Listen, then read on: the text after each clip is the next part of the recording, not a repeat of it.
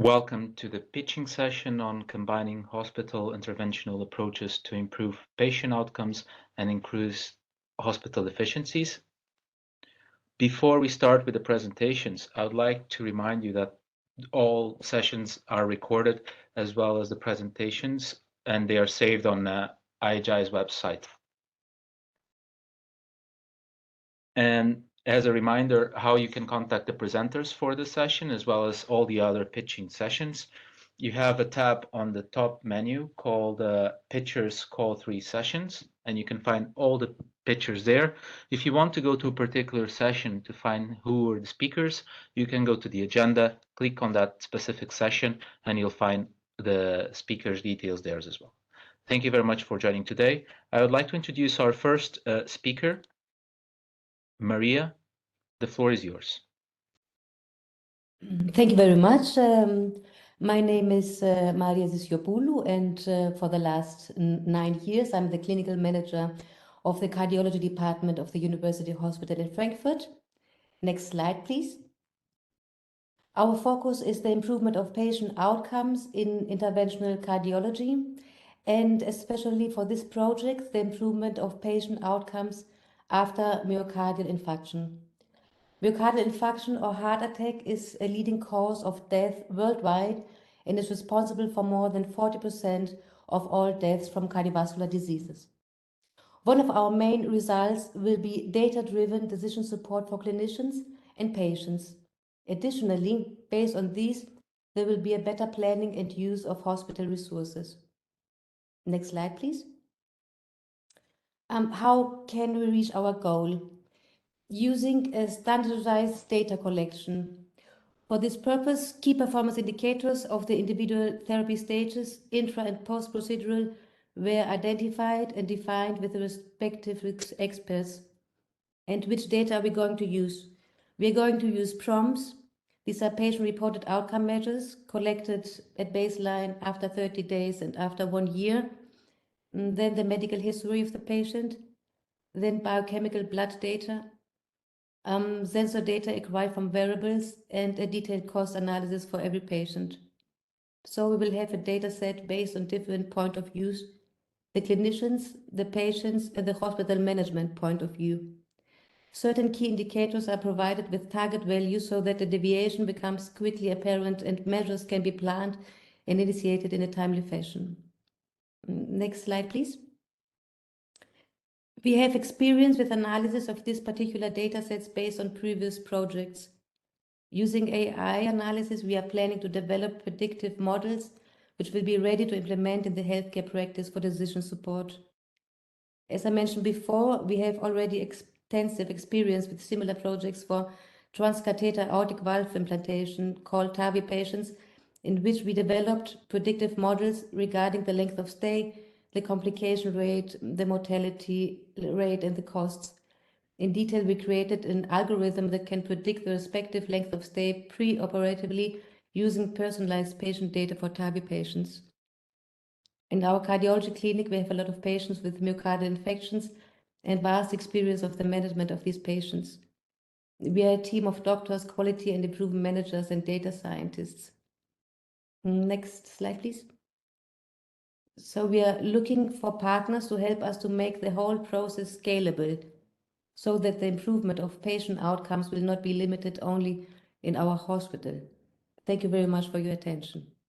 Thank you very much for your presentation, Maria. Our next speaker is Jans. Jans, can I please ask you to take the virtual stage? Yes, thank you very much, and good afternoon to everyone. It's my pleasure to introduce you today to the proposal and the call that we're working on. Our focus is here really the right combination of smart clinical decision supports across all stages of the patient pathway. And here what we are focusing on is really on technology that's already either in the market and available to the healthcare system here in Europe, but also technology that's relatively close to being marketed. So really those use cases that are fairly close and already in the healthcare system. Next slide, please. So currently, what we have seen is that there are various types of technologies and solutions, such as clinical decision support systems, implemented in a fragmented way across the European healthcare system, and not all these solutions are being optimally combined. And this is really where we would like to, as part of this proposal, really focus our efforts on really showing how these use cases can be optimally combined to create efficiencies for the healthcare system.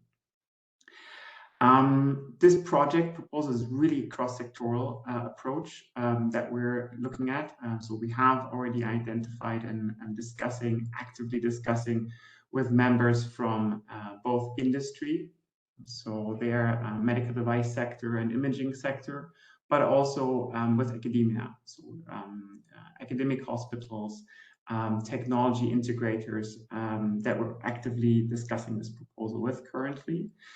And going forward, we also want to really show how we as a consortium can optimally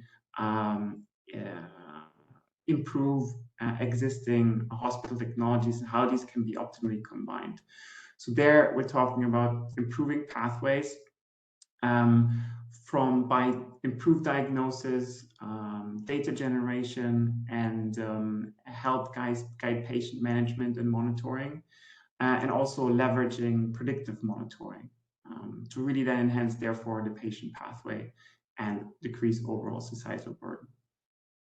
And from a results perspective, really what we see as an outcome of this project is to assess use cases, again, technology implemented in the healthcare system by leveraging data that's being generated as part of this project, build also and provide concept for further implementation and leveraging of these use cases, and really also build an economic story around our use cases to really show how these technology can lead to hospital efficiencies and also help guide policy. Next slide, please. So the main activities that we see upcoming are really our focus as a consortium on cardiovascular and general surgery. This is where we focus on, in particular, high-risk procedures, and really focusing on use cases in that area that can be optimally combined.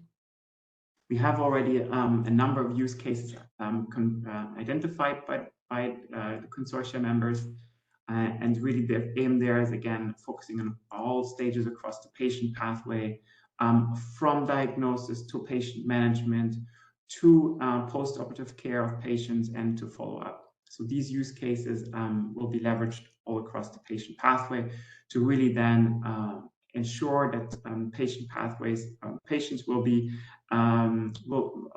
care will be improved, and healthcare professional workers will be also supported by such technology to really increase outcomes of patient care.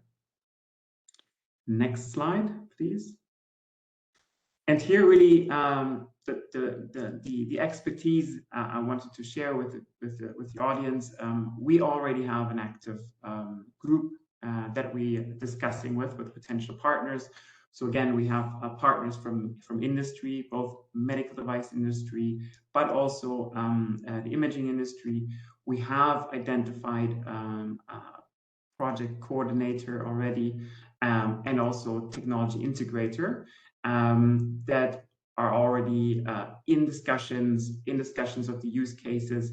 Again, we have various use cases that we'll be looking into and combining, and the different consortia members will bring in their use cases there. And expertise requested, and also purpose of this brokerage event, is really focusing on generating and adding more partners to this consortium. And here, really looking at other hospitals, healthcare professionals, SMEs that can join, health technology assessors and regulators as these would also be an instrumental part and addition to the consortium. So yeah, again, happy to share this with you. And if there are questions, you can reach me via the IHI website. Thank you.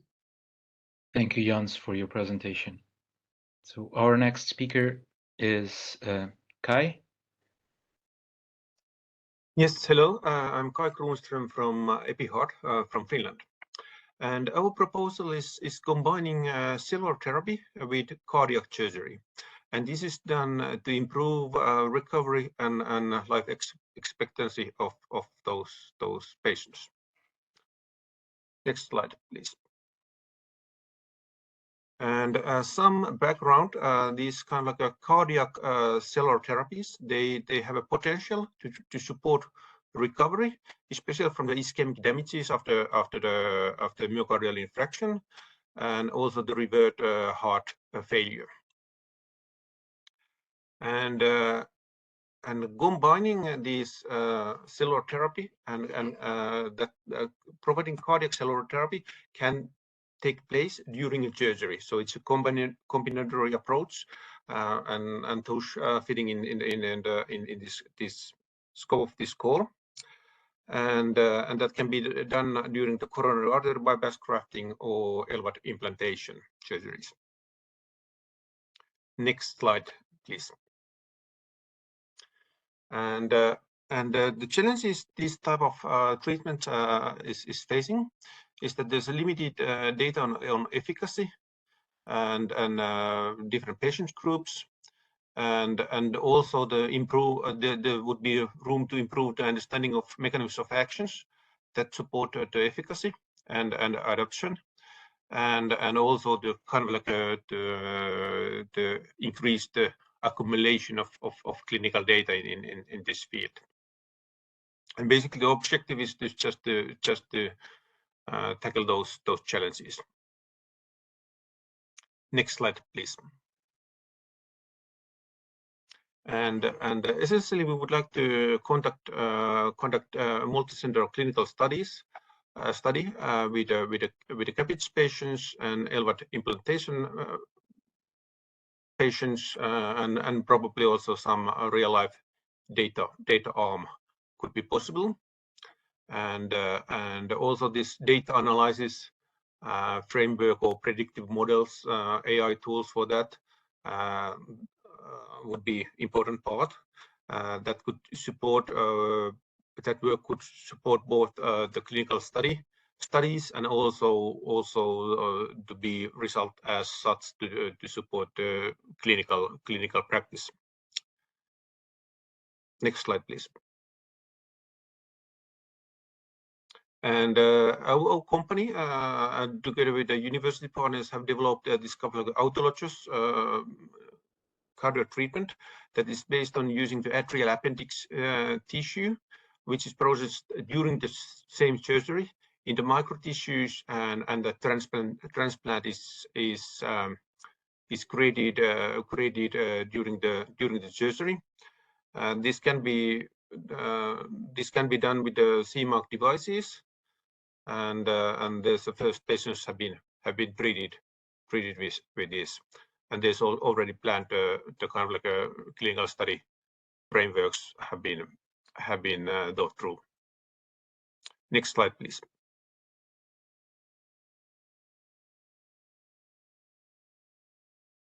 And as said, our role is SME.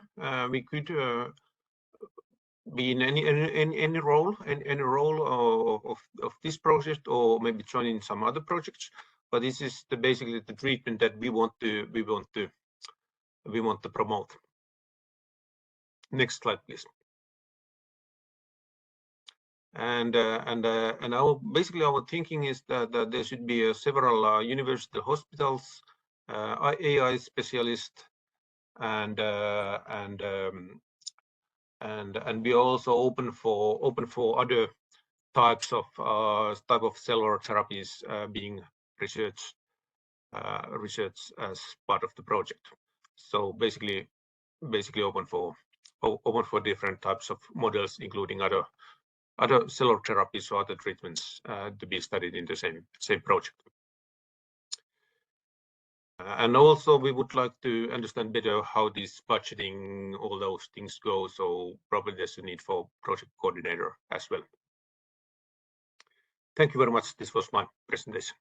Thank you very much, Kai, for your presentation. Our next speaker on our virtual stage is Nicholas. Nicholas, the stage is yours. Thank you.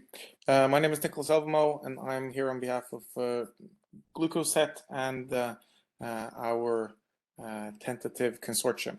Next slide, please. The problem we want to address is that patients in the intensive care unit are unstable, and there are a number of parameters or areas where they need to be controlled tightly, where too much of something is bad and too little is bad.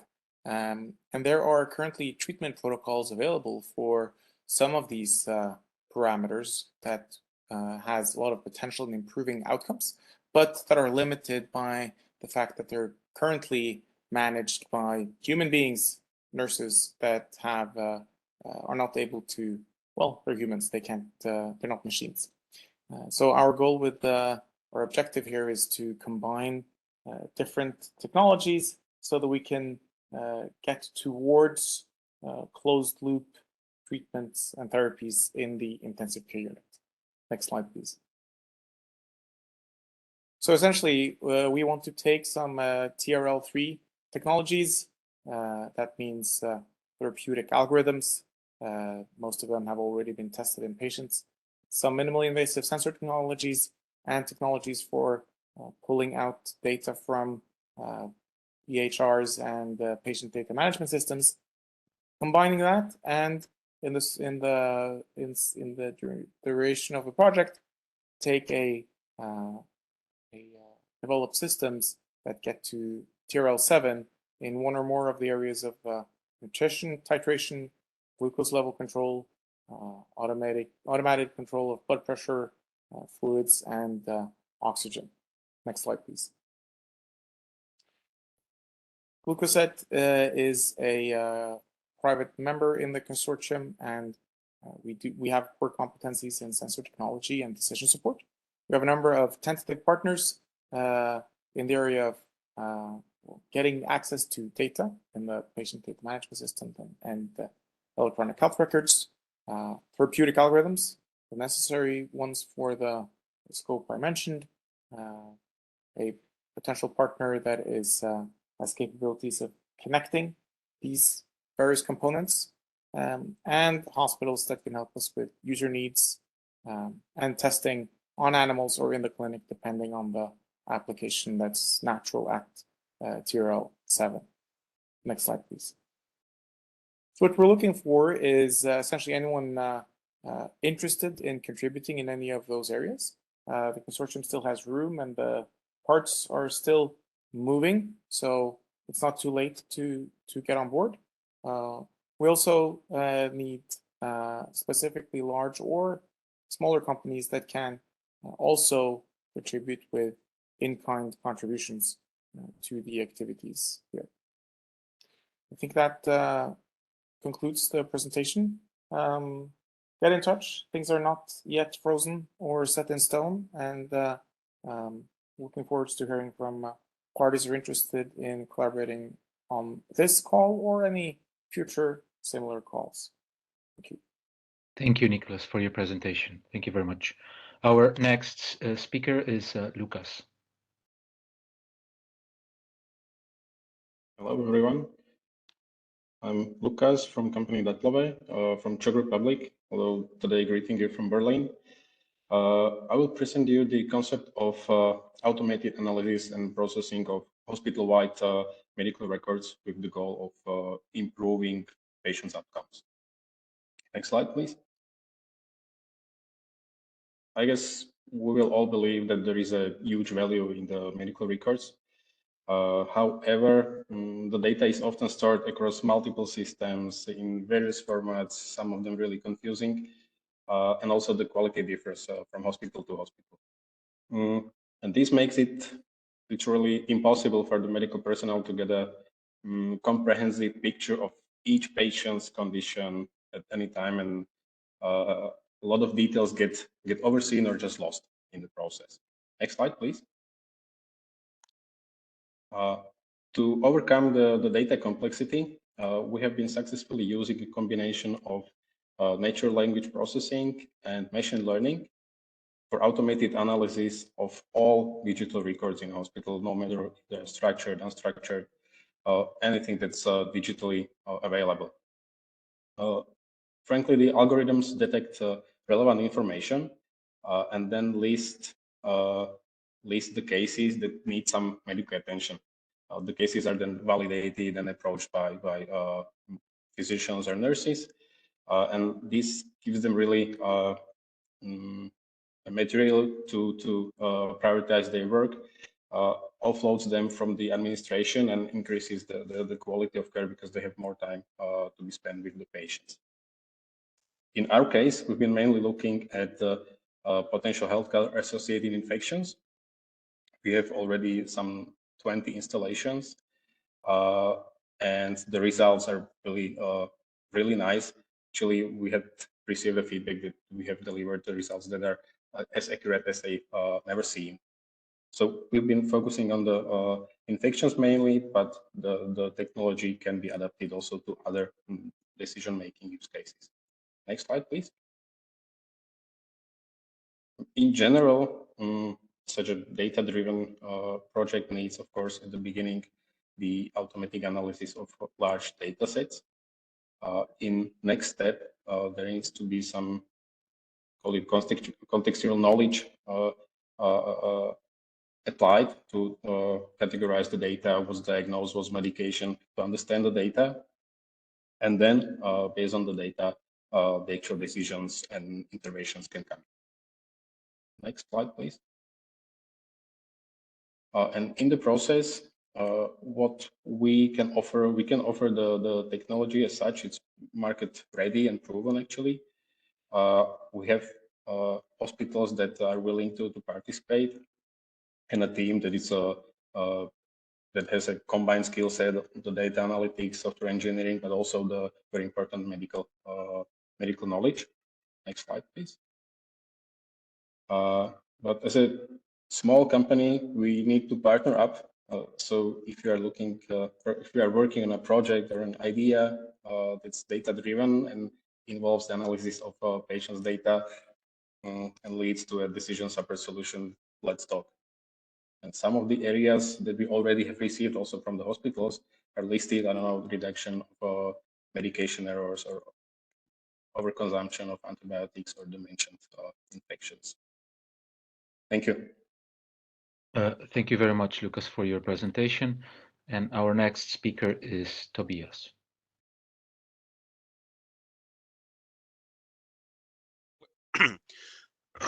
Sorry. Hello, everyone. My name is Tobias. I'm from Philips Research in Hamburg, and it's my pleasure today to present to you Combine.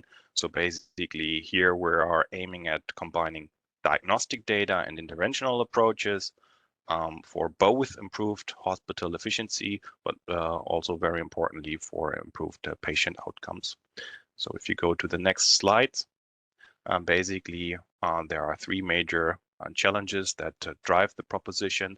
One is that we currently see that there is too much data in healthcare that is scattered across multiple systems. So the right data is not necessarily available at the right time. Data that has been acquired prior might not be accessible at the time where it's needed. So that causes a lot of inefficiency, while there is at the same time a continuous pressure on quality.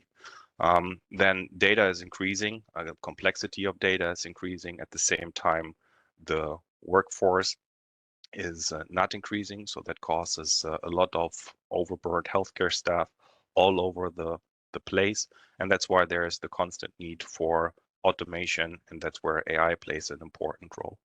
And then there is the last challenge, and that's basically driving the main purpose of this proposition. That's that we currently see too many patients that are sent to the cath lab basically would not have been treated. So just one shocking number I find, 60% of patients with stable cardiac disease basically undergo unnecessarily a cath lab, and that means unnecessary treatment, unnecessary costs, unnecessary anxiety to the patients. So that's something that we aim to improve. And basically what's currently happening and where the society is driving towards is to establish CT more as a gatekeeper to improve the diagnostic capabilities and make important or make better decision making. And that has a lot of consequences that we want to tackle. So if you go to the next slide. Yeah, and exactly, thank you. So basically, with now CT being more established as the gatekeeper for the cath lab, and basically in essence for Combine, we aim to reduce the number that I was just mentioning of the 60% wrong referrals by making sure that the information that is being acquired earlier in the diagnostic workflow is available during treatment, that the data has been seamlessly integrated throughout the whole care path and available throughout the interventions for better treatment and better decision making. At the same time, we want to improve the diagnostic capabilities by introducing latest diagnostic capabilities such as spectral CT for improved decision making, and making sure that we extract all relevant information from the diagnostic information that has been acquired by making use of AI to eventually then bring down the number of wrong referrals that I was mentioning. So this will then reduce the cost of treating patients. This will improve the quality, and finally, it will also reduce the workload for the staff. If you go to the next slide, please. So here you can see again the three major technology pillars. So on the one hand, we have the workflow integration, integrating the information asset from spectral CT to bring in latest diagnostic capabilities, make sure that this information is available, that the information from the CT can also be used properly during the intervention, and of course automation plays an important role. And here, basically AI will be the key driver to, on the one hand, extract the relevant information from the CT, but also use that for proper decision making. If you go to the next slide. So this just summarizes the major outcomes and ambitions. So eventually we want to bring down the number of unnecessarily needed interventions. So we put in here an estimation of approximately 20%. We want to improve the data and eventually then save cost. In terms of where do we stand with the consortium, so we, from our perspective, we bring, of course, in the capabilities on imaging, on diagnostic, and interventional. We bring in expertise from AI. We currently reached out to various luminary partners that are strong both on the diagnostic as well as on the interventional side for cardiology, but we may reach out to further clinical partners that have a similar profile, again, being strong both in interventions as well in diagnostics. We will organize the consortium and drive that. However, with our proposition, while bringing down the number of wrong or unnecessary interventions, there will be a lot of patients that will be sent to medication that will need to be followed up, and there's an interest from our side to learn what are new pharmaceutical options and to discuss how we could bring those into the proposition. So that's it from my side. Thanks a lot.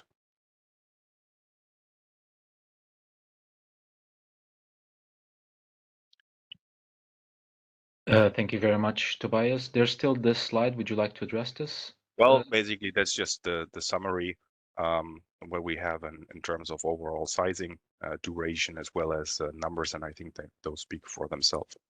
Okay, great. Okay. Thank you very much. Thank you very much, Tobias, for your presentation.